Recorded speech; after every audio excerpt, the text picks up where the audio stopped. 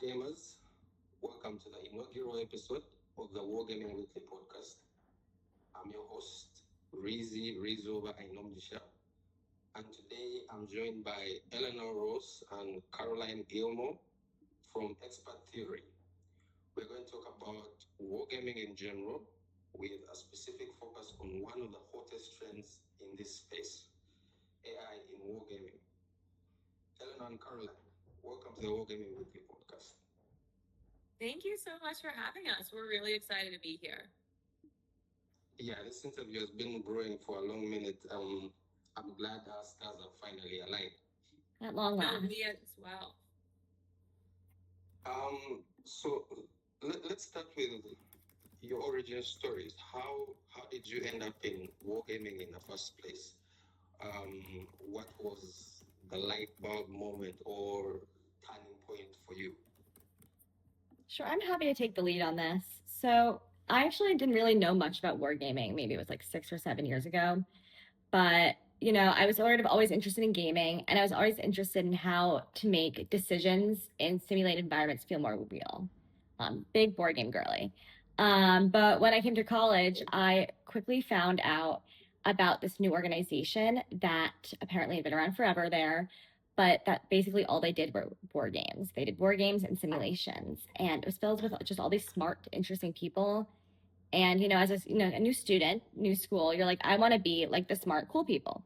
So I just dove sort of headfirst in to like wargaming simulations. They started running like 4 simulations a year, learning about game mechanics and just different opportunities within the field. And sort of as I explored more, I just sort of fell more in love both with the field and I think just the theory and the thinking behind it, as well as its practicality. And so when it came time to really consider like what would my next steps be, I was like, how could I do more wargaming? But yeah, so it really just started off sort of finding it by chance, but really diving in ever since. What organization was that? It's called Strategic Crisis Simulations. It's a student organization at George Washington University, and I could not recommend it more. Okay, that's great. That's great. So you got into wargaming in college? Yes. Okay. Well, that sounds like a better addiction to pick up than most of the things that people pick up in college. How about you, Eleanor? Yeah, no, I'll jump in here. I just want to pump Caroline up just for a moment. I met Caroline through the Women's Wargaming Network, where I am the COO and the chair of programming. But when I was initially getting involved, I was blessed, and that's the correct word to use, to actually meet Caroline through the Women's Wargaming Network.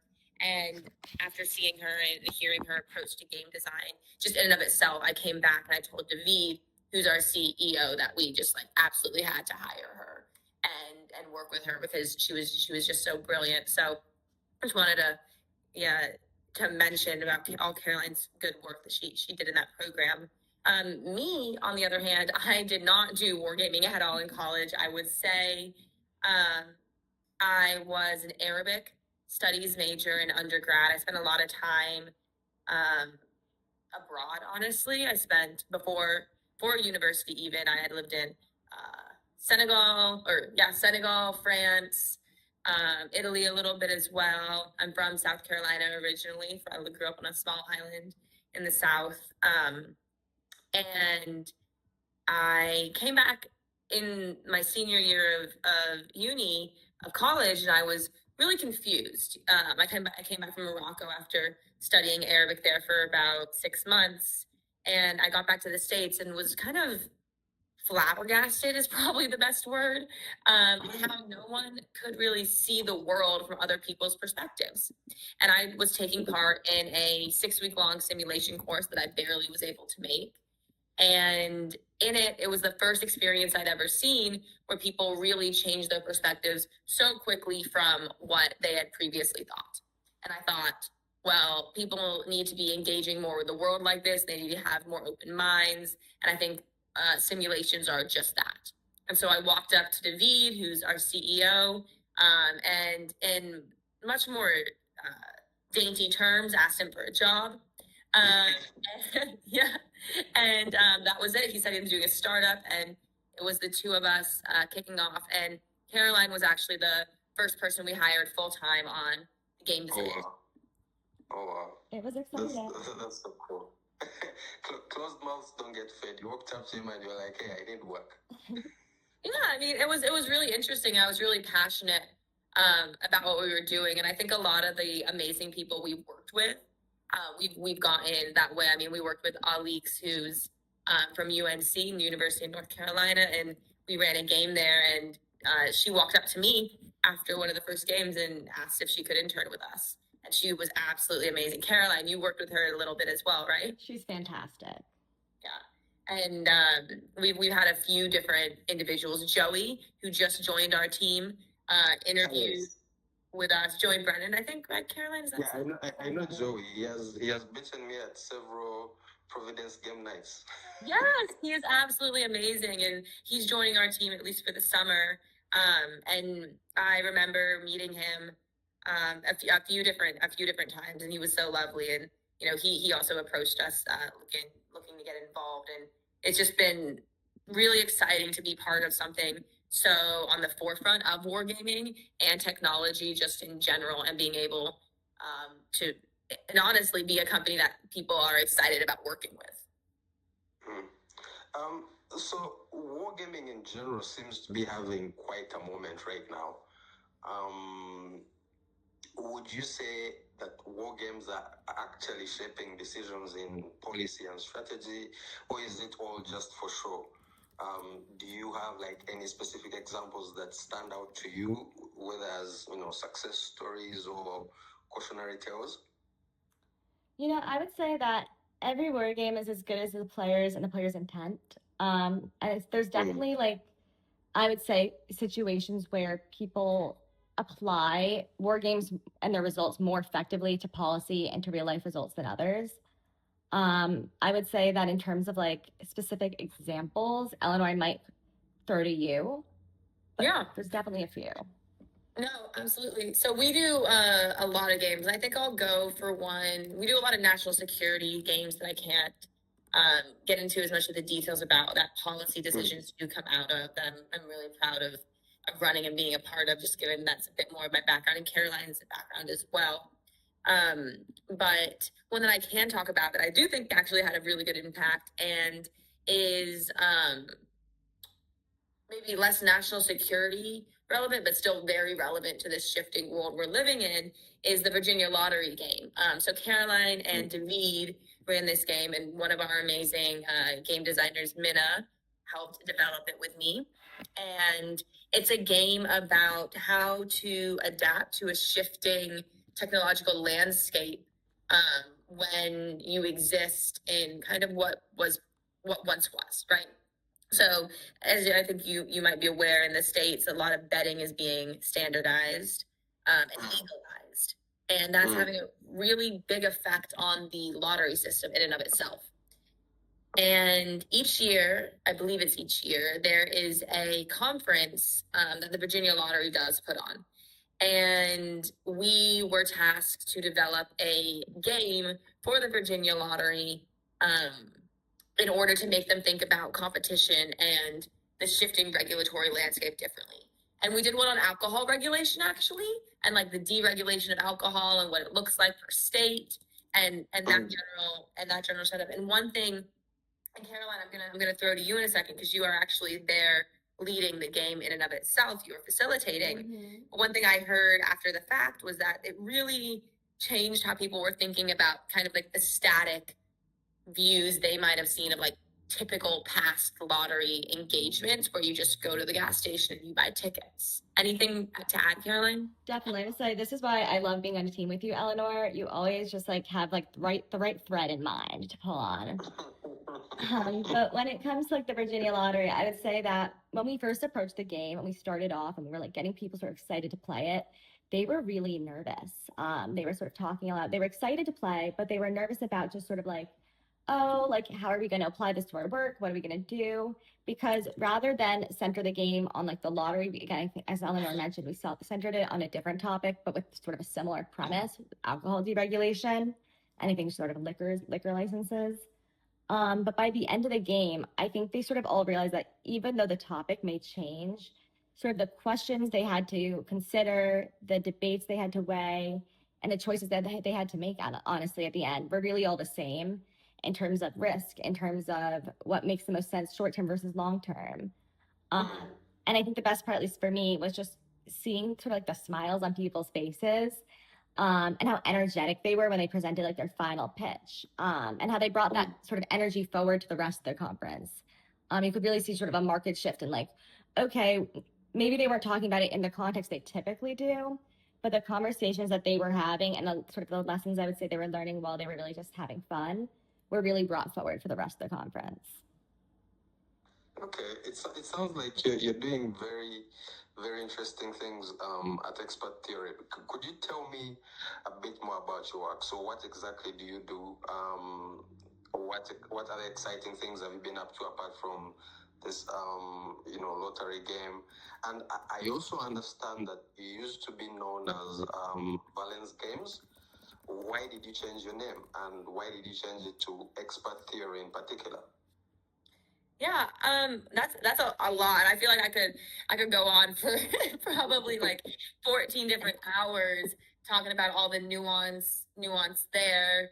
But I'll say at a base level, ExpertTheory is a wargaming AI startup with a mission in mind to make people better people. Make people better thinkers, better engagers, and democratize access to this style of learning and engagement that just hasn't been able to be accessed previously. That's what we do, whether we run games from more government clientele. We run recently with the Irregular Warfare Center, for the Canadian Department of National Defense. Right now I'm working NATO and planning to run a few exercises in June. In Europe with them, whether we're working with more state governments or the lottery like we just talked about, or top 4 tech companies, whatever the style of engagement and type of learning you're looking for, we can really create a game around it. Not everything should be gamed. Everything can be gamed. Not everything should be gamed.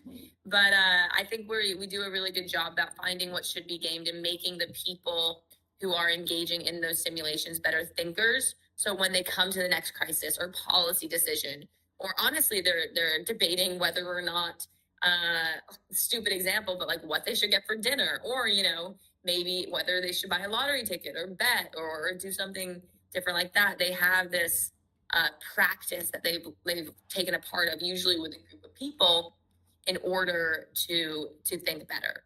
And so we have 2 kind of vectors at ExpertTheory.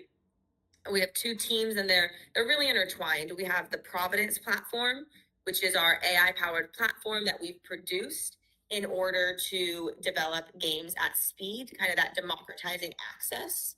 It's run by Jesse, who's our fantastic product owner. And then we have the creative team, which Caroline is a part of, and that kind of leads the Providence platform and how to develop the war game in and of itself. And then we develop bespoke games that are more for specific clientele in order to have longer outcomes, and we often will facilitate those in person. And what's the story behind the name change? Oh yeah, there's a lot that goes into there, honestly. I will say at a base level though, and it's embarrassing. Caroline can tell you she likes to play more games and has a history of more games than I do. I do not. I hate video games. I have never played video games in my life except like twice, and I did not enjoy it. And everyone thought we were a video game company, but we're not. We're an expertise company. I like to say that, like, my team, the creative division, we run a group of researchers who deliver research creatively. Right? And Valence Games just gave a little bit more of a relation to a video game group, and that's not what we are or what we're trying to become. Okay, that makes sense. I have been fortunate enough to attend 3 Providence game nights, so I'm quite familiar with your product. But for the benefit of our listeners who might not be aware of it, tell me about your Providence platform. How exactly does it work? What's the inspiration behind it? Who have you built it for? Sure. Yeah. Well, I will say that first and foremost, Providence is often sort of whatever you want it to be. It's a game adjudicator, but it's also a game creator. So for people who are just sort of like curious about what a game could be for them, this platform basically walks people through the process using AI to build every step of the game, from the tone to the teams to what injects they receive to the world that they're in. So it's sort of like a one-stop shop. Also, if you would rather sort of do something more like create your own game materials and then use the platform as material adjudication, it also does that. And so we really created it, I think, just having sort of both the game facilitator, but also the game player in mind. I know in sort of previous experiences, I've played games both virtually and in person that use everything from like Discord to Slack to like Google Workplace. And these are great tools and they all have roles, I think, in the wargaming ecosystem. But when it came to finding a centralized place to both communicate with players, disseminate materials, and honestly, sometimes create new materials, we really were finding that there was just space in the market for something that really combined all of those in a more accessible, enjoyable way. And that's sort of, I think, what gave rise to Providence. And what would you say, sets Providence apart from the other LLM wargaming products that are popping up in this space? I mean, why should a wargame designer slash facilitator choose it in the first place over just tinkering with, say, a custom GPT on their own? Yeah, I can jump in here. I think that it really goes back to two tenets at the base of our game design. And it is based in creativity and research, which are the foundation of our immersive exercise style approach. So the immersive exercise style approach is the approach the creative team, so the team Caroline and I work on, take to game design, which is grounding it in real facts, grounding it in expertise, but also making it engaging and often fun, or at least at the very least enjoyable. And that foundation is weaved throughout the entire Providence creation process itself.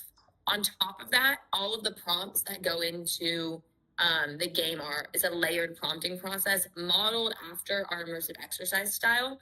And then we have a full end-to-end simulation software that makes this facilitation possible for people without game design experience and to do it at sea. I like to say Providence is a 100% solution if you need to run a game in 5 minutes, and it is a 60% solution to 80% solution if you have a little time to improve upon it. An off-the-shelf LLM will never be able to produce documents the way that ours do, just because of the game design expertise that we have that goes into it. I think it's really just a fact of simplicity and speed, and that's why people keep choosing to work with us, which is lovely. And I think for me, as someone who has, like I said, participated in your game nights, I think one of the things that Providence has to offer is the community. Every time I play, one of those, and for me, because I'm in Uganda, it's usually really late at night, like 2, 3 in the morning. Oh, wow. But it's always worth staying up for or taking a power nap very early, in the afternoon because I always end up in a space with very amazing minds, very experienced, that I wouldn't have met anywhere else. And here we are making decisions about zombies or Venezuela. So I think, the technicalities aside, I think the community you have built around this product is really amazing. Thank you so much. Yeah, and also I think you're a part of it, but we just set up the ExpertTheory player network on LinkedIn so we can provide more opportunities. Yeah, it's to provide more opportunities to people who get to play and people who are engaging with the games in and of themselves, and have more chances to play and just talk to one another. Okay, let's zoom out a little bit. AI in wargaming. A skeptic might say, look, wargaming is about human decision making. Wargaming is for humans. It should be a sanctuary. For, in this world that's being flooded by AI, wargaming should be the last sanctuary for humans. Does AI really, or should AI even have a place in wargaming in the first place? I mean, I'll tell you, last year, after sharing one of the Wargaming Weekly newsletters in my Are We Ready for AI-Powered Wargaming series on LinkedIn, someone commented on the post with a provocative question asking, do we need AI-powered wargaming? So how would you respond to that? How would you respond to a skeptic who asks, do we need AI-powered wargaming? Or wargaming should be this last sanctuary of we humans. We shouldn't let AI in at all. How would you respond to that? Well, I think if someone asked me do we really need AI powered wargaming, I think my first question would be, well, what is AI powered wargaming? When we think about AI, artificial intelligence, LLMs, they're all tools, right? At the end of the day, they're tools, they're new technology, and they're ultimately new ways to understand and to engage with the world. Am I saying that we should have AI run war games and the industry should never ever happen again? No. I think that AI is a great tool, and that having human in a loop, AI sort of engaging in that sort of way, human in the loop adjudication, human in the loop creation, and having AI more as a tool and as assist.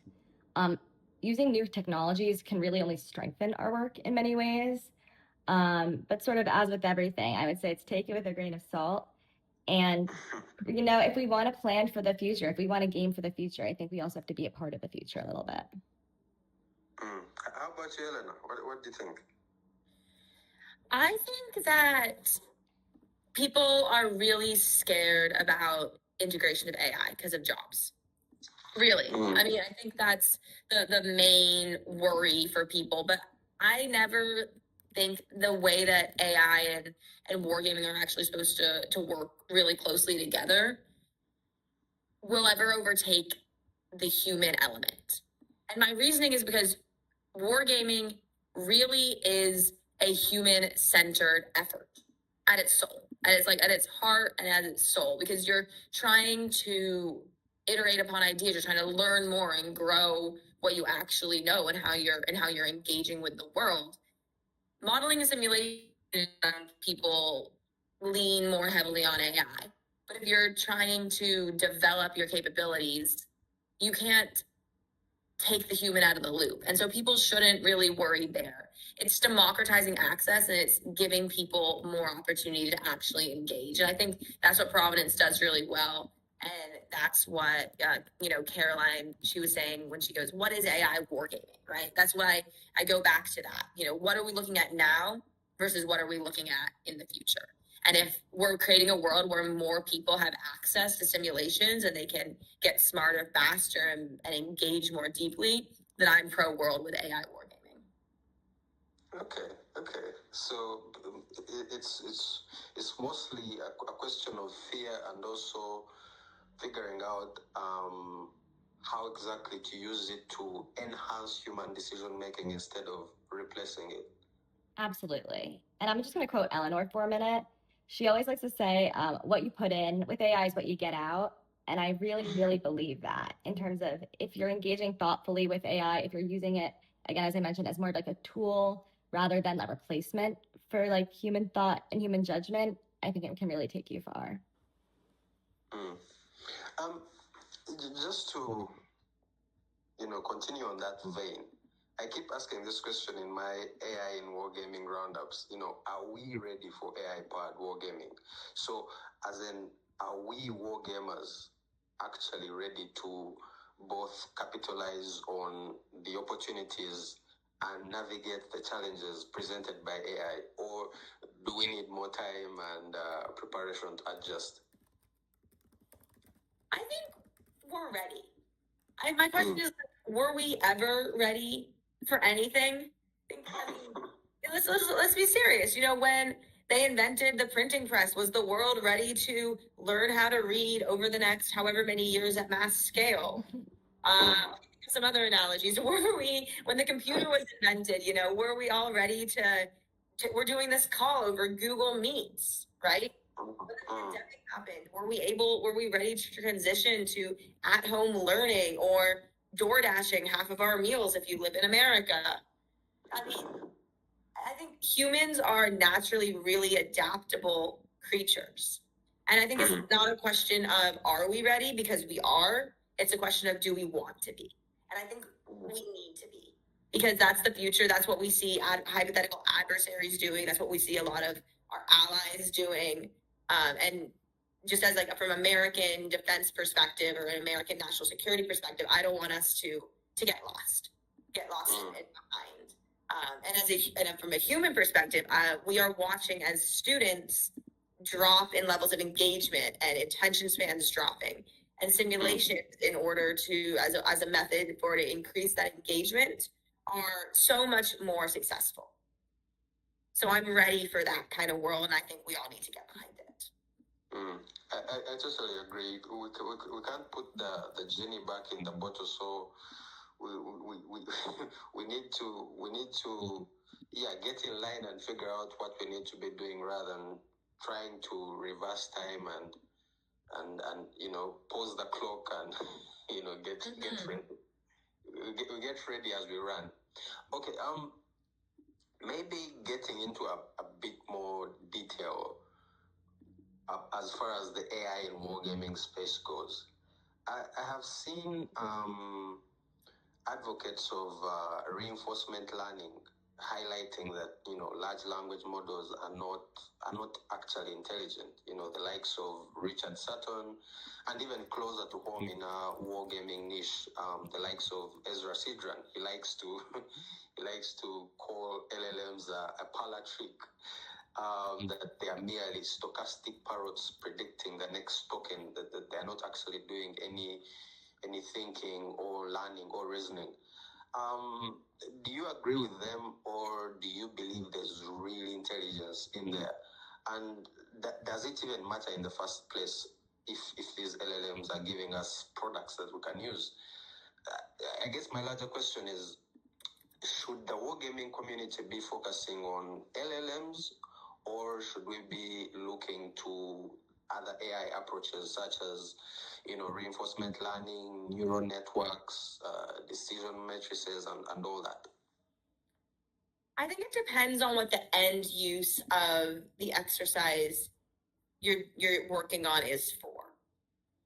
I'll go back to modeling and simulations. I think AI is very useful there. I think LLMs are useful to run hypothetical scenarios over and over and over, get reports, synthesize those reports, and have people review them. I think if you're looking at ways to train the human, you're right. LLMs can really easily reinforce biases.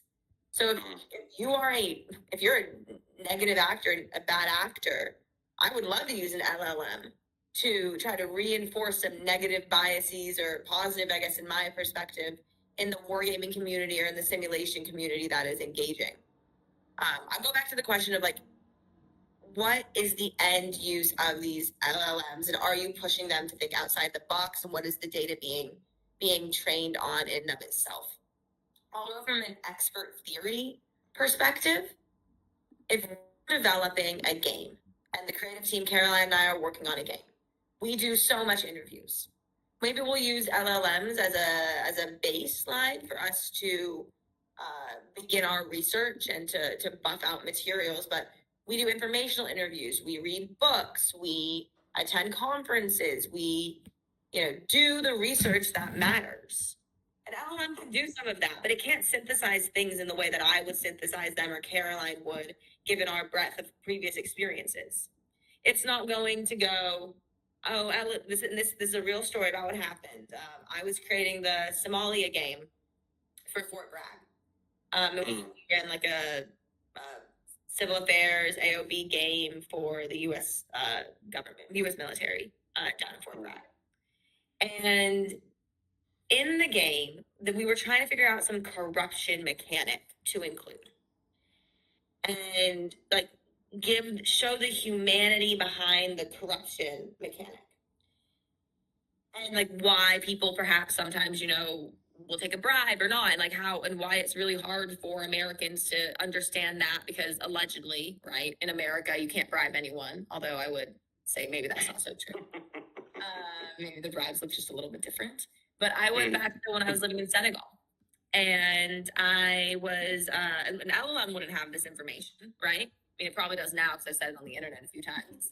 But I would go back to when I was living in Senegal, and I was taking a taxi, and I used to speak fairly good Wolof. So I was speaking Wolof, which is the language of Senegal, the lingua franca, with the taxi driver.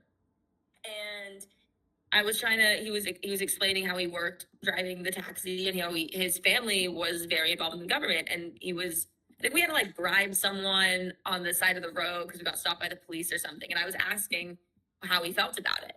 And he said, well, both my kids work in the public service, and it's just so irregular, the work. You can't really trust the government right now, and everything is getting pulled in different directions. And we just want stability. So I understand why this bribe is happening. And, if I was in government, I probably would take it too, because what's happening is not stable right now.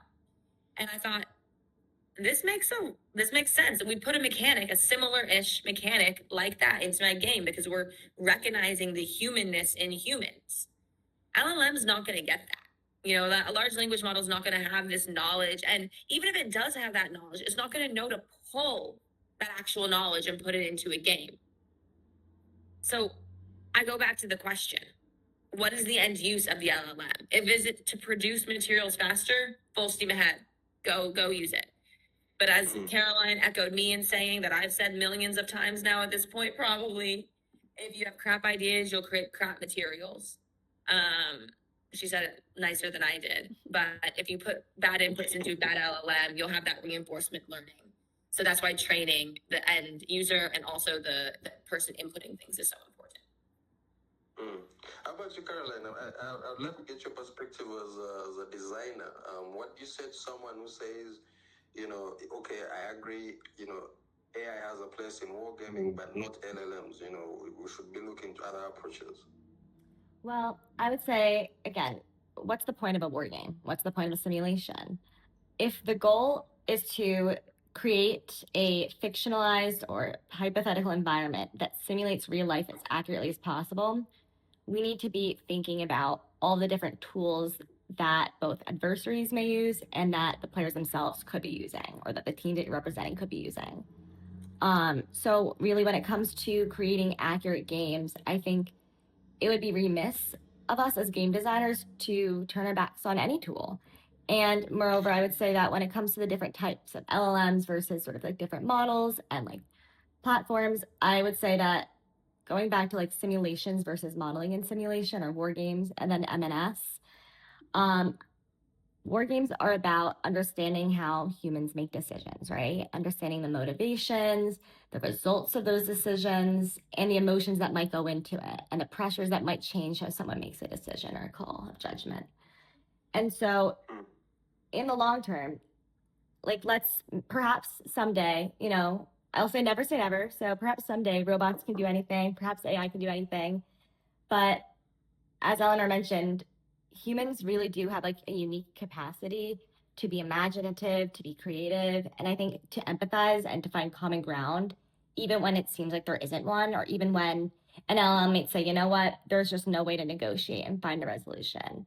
We do have that ability, and I think that we're always going to be able to tap into it. And even if we incorporate tech and incorporate LLMs, I think in the long term, like human decision making and human judgment is still so core that although LLMs will be useful and although they have a purpose, again, it can't really replace the adjudicator or the game designer at the end of the day. That may have gone a little off track, but okay. Eleanor, you said something earlier that was interesting, but I couldn't quite double click on it at the moment because we're still talking about Providence in particular. But zooming once again further out to wargaming in general, you said not everything should be gamed. Tell me a bit more about that. What shouldn't be gamed? Because right now, like we've noticed, wargaming is having its moment. And I myself am a newcomer, but from the history that I've read, this is like the third golden age of wargaming. So it feels like, wargaming is now the hammer that's looking for a nail everywhere. So what would you say shouldn't be gamed? And what should be gamed that's not yet being gamed? Yeah, I think that's a really heavy question. It's very case dependent, I would say. And I know I hate when people say it depends in response to a question that someone asks me. I know, I do. I hate it. It annoys me. But it does depend, honestly. I think some things that shouldn't be gamed are situations that are where there's too many unknown factors. Or, actually, wait, let me take a step back. I think it goes to a bigger question here. What is the reason behind you gaming it? When I develop games, we have a method that I've worked on with the ExpertTheory team to develop called the logic function form method for designing a game and designing if something is worth gaming out and whether or not you should do it. And the basic focus of at least the logic portion is, what are people walking away thinking in this exercise?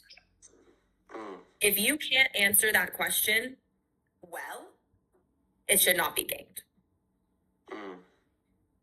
And I would just add on. You can push from, yeah, Caroline, please add on. Oh, I was just going to jump in and say, like, what's the point of the game, And what conversations do you want people having? I think you can game anything out hypothetically, but if it's an exercise for one thing, introducing something totally outside the scope that potentially might be an interesting tangent might not actually be productive for the players. Yeah, it's the question of it's the best use of time as well, kind of what Caroline's saying here. You want something that is tangible. You also shouldn't game it if you don't know how to game, right? Or if you have like potentially like nefarious intent on the end result of the game in of itself. So basically, don't be evil. I mean, don't be evil unless your end result, right? Unless your end result is to make people think a little more evilly about the world, then I guess you should game it. And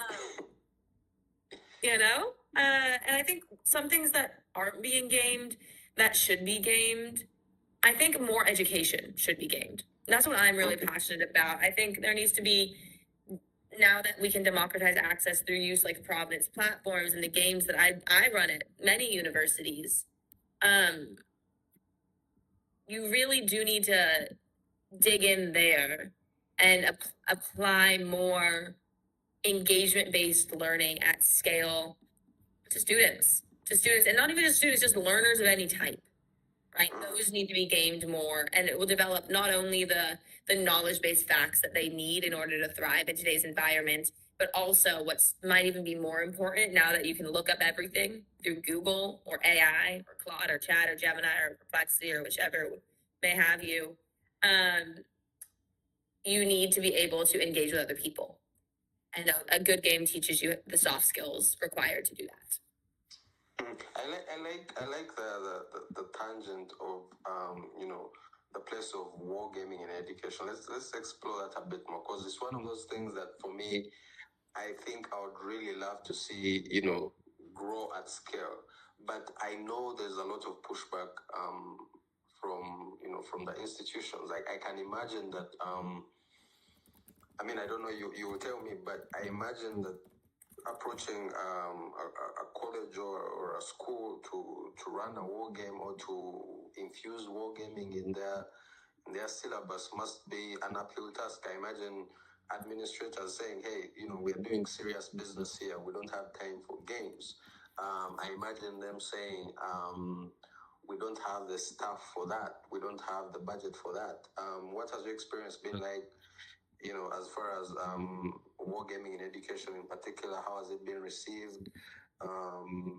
What would you say are the biggest opportunities there?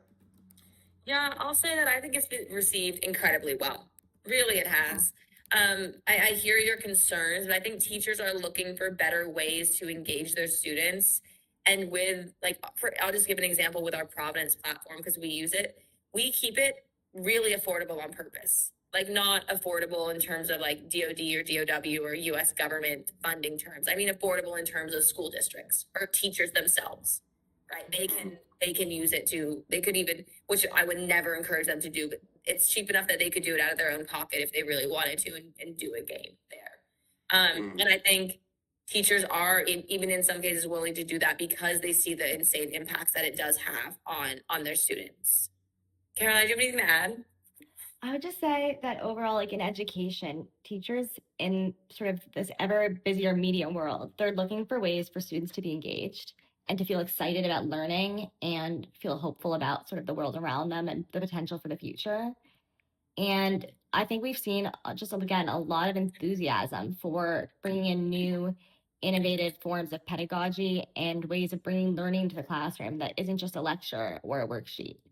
And especially when it's customized or when teachers decide to create either a Providence game or bring us in to create their own game to the curriculum and to sort of their learning and education goals at hand. You know, I think that the students and the teachers can really find some sort of joy in learning beyond the typical when you game it out a bit. Okay, I mean, I'm glad to hear that it's not receiving as much pushback as I'd expect. I mean, maybe that's just my Ugandan trauma kicking in, because I'm used to the very rigid education system here, where any slight changes have to be squeezed through a lot of bureaucracy that by the time you come out on the other end, you've basically done nothing. So I'm glad to hear that on your end it's going quite well. Caroline, this one is for you. What has been the most fulfilling game you have designed so far at ExpertTheory? That's a great question. I would say in terms of like most fulfilling game, that would have to be our newest game, Full Plug Ground Truth, which was the first game that I had the opportunity to really take from idea to like actual game test and gameplay. Well, with ExpertTheory, it's a game that focuses on supply chains, rare earth elements, and sort of this shifting value of resources and power among both sort of the typical global hegemons as well as both private companies and sort of emerging middle powers. And it's just taking it from like, oh, I really love the game Catan, right? And taking like, how can I make my favorite board game into like my new favorite ExpertTheory immersive exercise was a big undertaking, and sort of getting inspired from like different parts of like the world that I've studied. I studied Latin America in depth in undergrad, and just again, favorite board games. Like, how can I make this into an immersive experience where players are both learning a lot and having fun while doing it? And so getting to like draw out the plot lines and figure out like the characters and the beats to hit, and then ultimately see over like 60 people play it in just a matter of months was just phenomenal. I like nothing like it to actually see something come to life. And what was the most challenging part of that whole process for you? That's another great question. In terms of like creating a game, I would say that with that game in particular, I really wanted to communicate to the players that it's not all or nothing, sort of in what determines global standing and power, both soft power and hard power. That there's various vectors and types of power sort of that emerge in the world in the sort of natural order of things.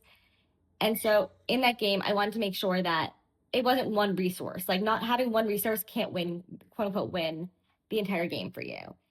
Taking control of a certain amount of territory won't. It's a sort of a combination of things. It's economic power, it's alliances, it's developing new ways to establish your nation or your company. And finding a way to translate that concept, sort of a more nuanced concept, into the gameplay and the structure of the game, I think it was definitely a process, but overall, I think just again, it's a lot of threading narratives together and creating a game world that it will never be as accurate as the real world, but it's close to accurate to the real world. I've been recently, getting into designing micro war games, small print and play games. And I have a newfound respect for anyone who has designed any game of any scale. So I'm always keen to learn from other designers. Like, how exactly do you get past those creative blocks?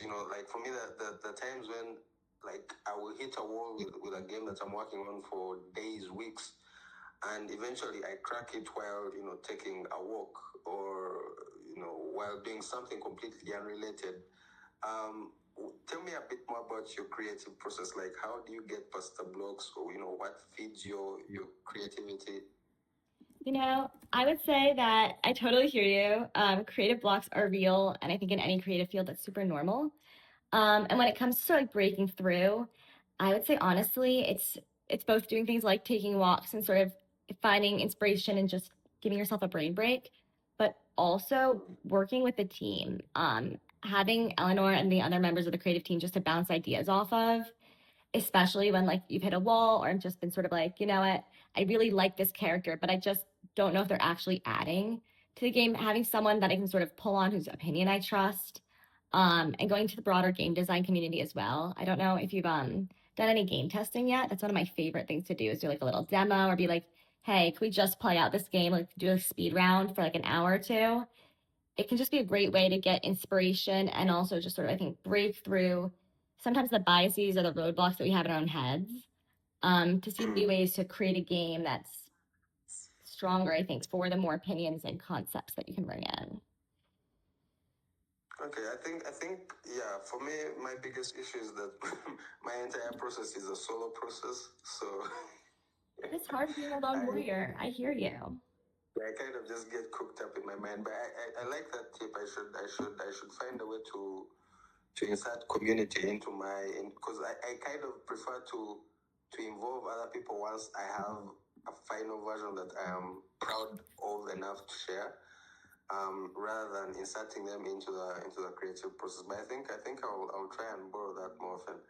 As we wrap up, I have one last question, and this is a very, very, very important question to me, and it goes to both of you, and I want very clear answers.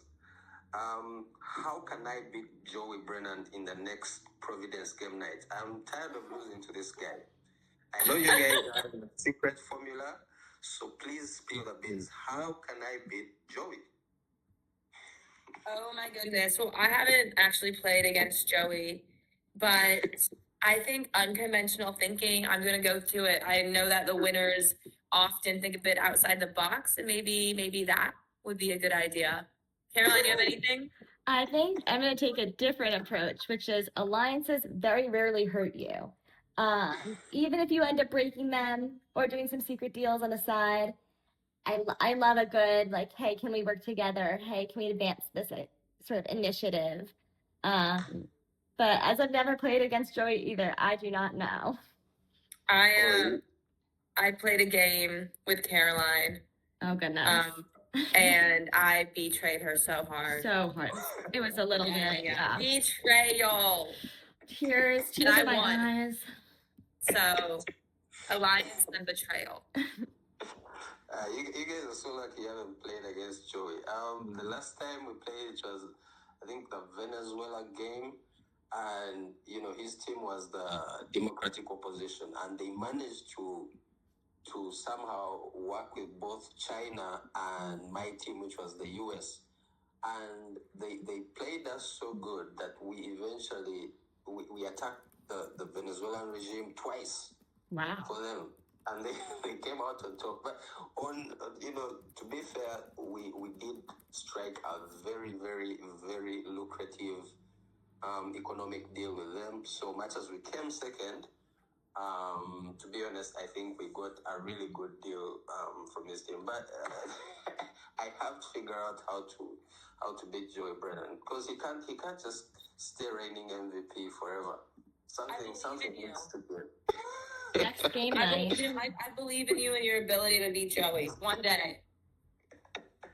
I'll keep trying. I think I'm going to become like a cartoon villain, The cartoon villain who never achieves his mission but always comes up with a wacky Actually Wacky Races. Who's the guy in Wacky Races? Okay, let's wrap up with a quick fire round. Are you guys ready? Yeah. Oh, I'm so ready. Caroline? Mm-hmm. Okay. What's a book you've read or are currently reading that you would recommend to our listeners? I would say there's a book, I can't remember the author's name exactly, but it's called The Decision Book. And I wouldn't say it's a long read, but there are all these fun little exercises and activities that are just about, again, making better decisions, different models for thinking. A wargamer a few years back recommended it to me, and ever since then it's been sitting on my coffee table, and it's like my favorite thing to flip through. Okay. How about you, Eleanor? I'm going to take a non-traditional approach. I think everyone should read a book called Humankind. It's a Hopeful History. It's by Rutger Bregman. It is about how people are inherently good, and I am of that belief. And I think that the types of games that we design really highlight how people are inherently good and are pushing to be better. And so I think that approach for wargamers and in the wargaming community can't hurt. we need to believe in humanity now more than ever. I agree.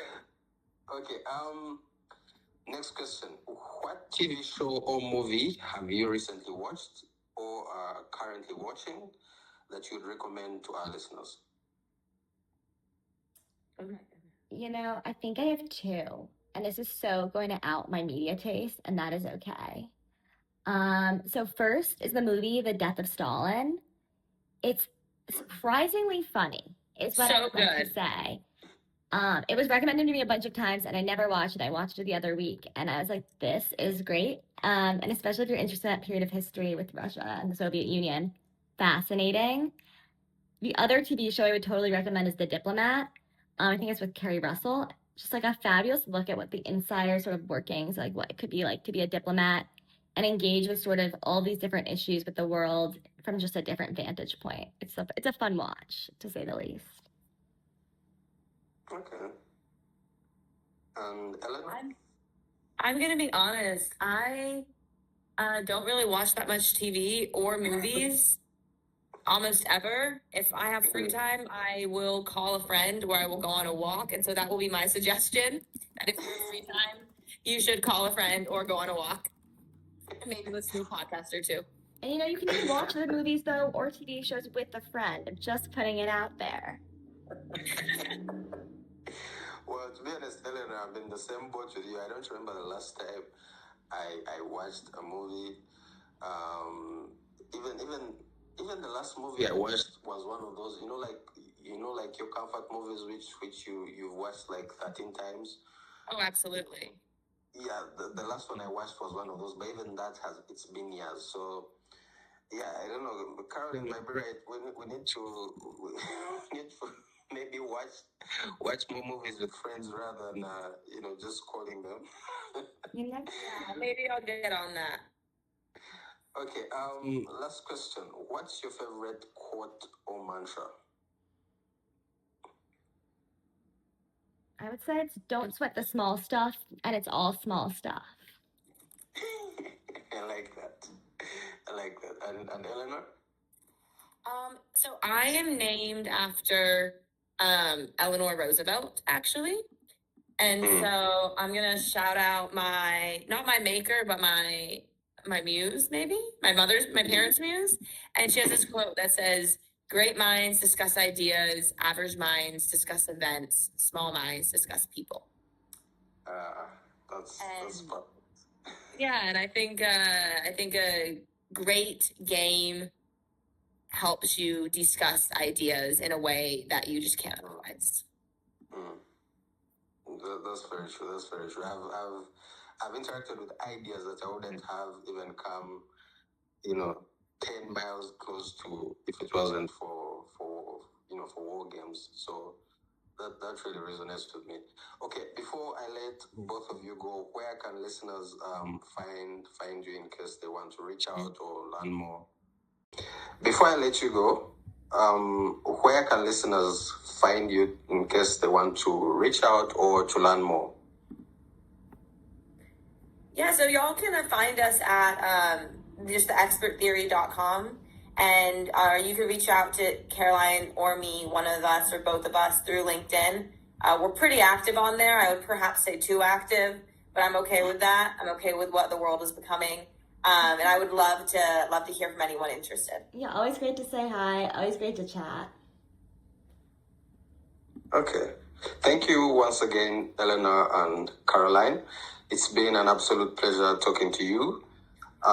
Thank you to everyone listening. This has been the Wargaming Weekly Podcast. Remember to like, share, and subscribe. You can follow Wargaming Weekly on X, LinkedIn, Blue Sky, and most importantly, on Substack. And if you really enjoy my work, you can also support me on Patreon for as little as $5 per month. Please check the description below for all the links. Until next time, I remain yours in Hex, Rwizi.